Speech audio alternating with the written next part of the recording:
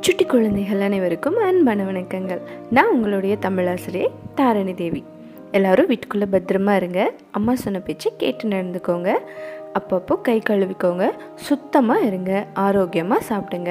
இப்போ லாக்டவுன் முடிஞ்சு பஸ் எல்லாம் விட ஆரம்பிச்சிட்டாங்க. ஆனால் அவசியம் இல்லாமல் யாரும் பஸ்ஸில் வெளியில் போகாதீங்க. அது நமக்கு கண்டிப்பாக பாதுகாப்பே இல்லை. வீட்டுக்குள்ளேயே எல்லோரும் பத்திரமா இருங்க. சரி, நீங்கள்லாம் சின்ன குழந்தையாக இருக்கப்போ உங்கள் அப்பா அம்மா தாத்தா பாட்டி எல்லோரும் உங்களுக்கு ஒரு பாட்டு சொல்லி கொடுத்துருப்பாங்க.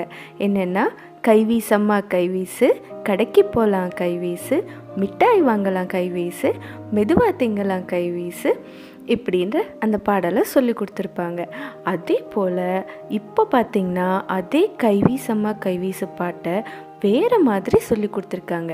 இன்றைக்கி அதை பற்றி தான் பார்க்க போகிறோம். வாங்க என்ன சொல்லியிருக்காங்கன்னு தெரிஞ்சுக்கலாம்.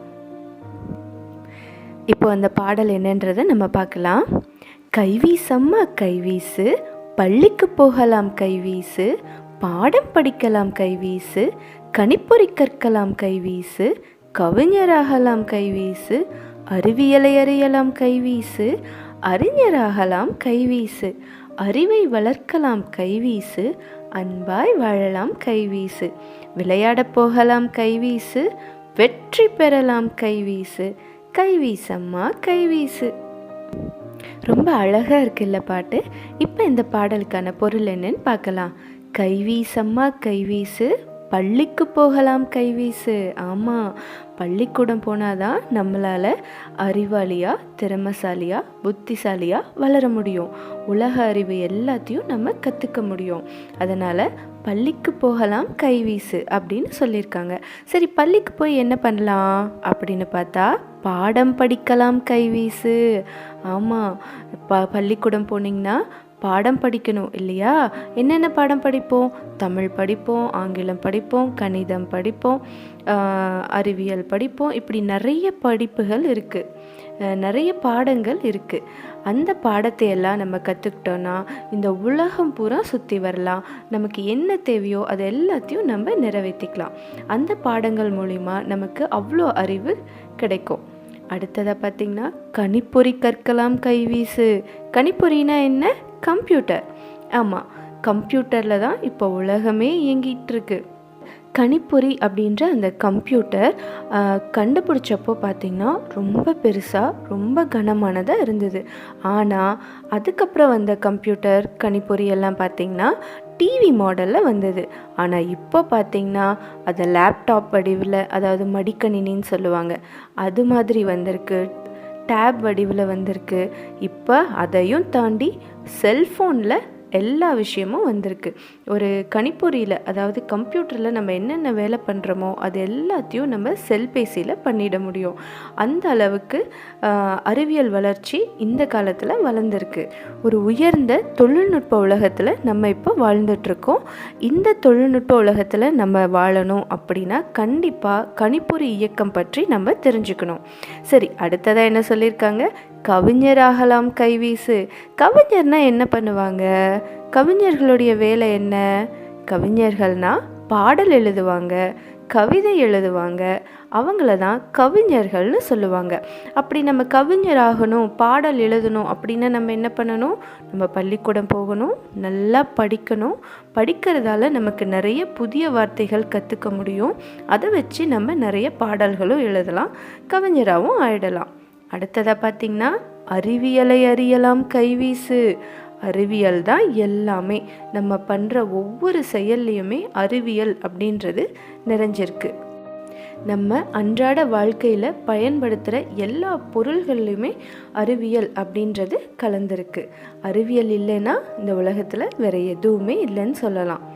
அன்றாடம் நம்ம பார்க்கக்கூடிய தொலைக்காட்சியாக இருக்கலாம், பயன்படுத்தக்கூடிய செல்பேசியாக இருக்கலாம், பயன்படுத்துகிற வாகனங்களாக இருக்கலாம், இது எல்லாத்துலேயுமே பார்த்திங்கன்னா அறிவியல் அப்படின்றது கலந்துருக்கு. அதனால் அறிவியலை நம்ம கண்டிப்பாக தெரிஞ்சுக்கணும். நம்ம செய்கிற சின்ன ஒரு தொழிலிருந்து, ஒரு செயலில் இருந்து விண்வெளிக்கு ராக்கெட் விடுற வரைக்கும் எல்லாத்துலேயுமே அறிவியல் கலந்துருக்கு. அடுத்ததாக பார்த்திங்கன்னா, அறிஞராகலாம் கைவீசு. அறிஞர்னா என்ன?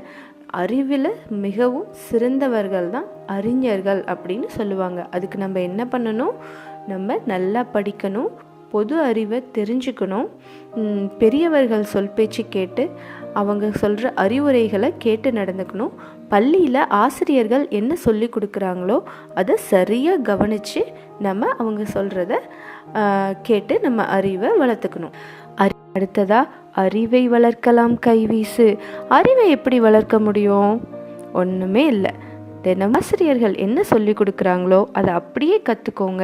உங்களுக்கு இருக்கிற சந்தேகங்களை ஆசிரியர்கள்கிட்ட கேட்டு தெளிவுபடுத்திக்கோங்க. எப்போவும் ஃபோனையும் டிவியையுமே பார்த்துக்கிட்டு இருக்காம அப்பா அம்மா சொல்கிறதையும் பள்ளியில் ஆசிரியர்கள் சொல்கிறதையும் வீட்டில் இருக்க தாத்தா பாட்டி இவங்கெல்லாம் சொல்கிறதையும் கேட்டிங்கனாவே உங்களுக்கான அறிவு தானாக வளர்ந்துடும். அடுத்ததாக பார்த்திங்கன்னா அன்பாய் வாழலாம் கைவீசு. நம்ம பள்ளிக்கு போயாச்சு, பாடம் படித்தாச்சு, கணிப்பொறி கற்றுக்கிட்டாச்சு, கவிஞரும் ஆயாச்சு, அறிவியலையும் தெரிஞ்சுக்கிட்டோம், அறிஞராகவும் ஆயிட்டோம், அறிவையும் வளர்த்துக்கிட்டோம். இதுக்கப்புறமெல்லாம் நமக்கு முக்கியமாக தேவையான ஒரு விஷயம் என்ன? அன்பு. கண்டிப்பாக அன்பு தான் இந்த உலகத்தில் எல்லாத்தையுமே இயக்கிட்டுருக்கு. அன்பு தான் நம்ம எல்லாரையுமே வாழ வச்சுக்கிட்டுருக்கு. அன்பு தான் நம்ம எல்லார்கிட்டையும் நிறைஞ்சி இருக்க வேண்டிய முதன்மை பண்பு. அதனால் அன்பாய் வாழலாம் கைவீசு. அதுக்கப்புறம் விளையாட போகலாம் கைவீசு. நம்ம அன்பாக இருந்தாவே நம்மளை சுற்றி நிறைய பேர் இருப்பாங்க, நமக்கு நிறைய நண்பர்கள் இருப்பாங்க. அதனால் அந்த நண்பர்களோடு சேர்ந்து விளையாட போகலாம். நம்ம நிறைய விளையாடலாம், நிறைய கதை பேசலாம், நிறைய புது புது விளையாட்டுகளை அவங்கக்கிட்ட இருந்து கற்றுக்கலாம். அதனால தான் விளையாட போகலாம் கைவீசு அப்படின்னு சொல்லியிருக்காங்க. அடுத்ததாக என்ன? வெற்றி பெறலாம் கைவீசு.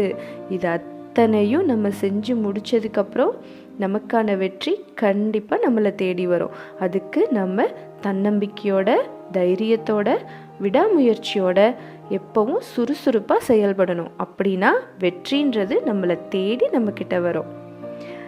இன்னைக்கு இந்த கைவீசம்மா கைவீசு இந்த பாடலில் நம்மளுடைய அறிவு வளர்ச்சிக்கு தேவையான அத்தனை விஷயங்களையும் கொடுத்துருக்காங்க. இந்த பாடல் உங்களுக்கு ரொம்ப பிடிச்சிருக்குன்னு நினைக்கிறேன். நன்றி, வணக்கம்.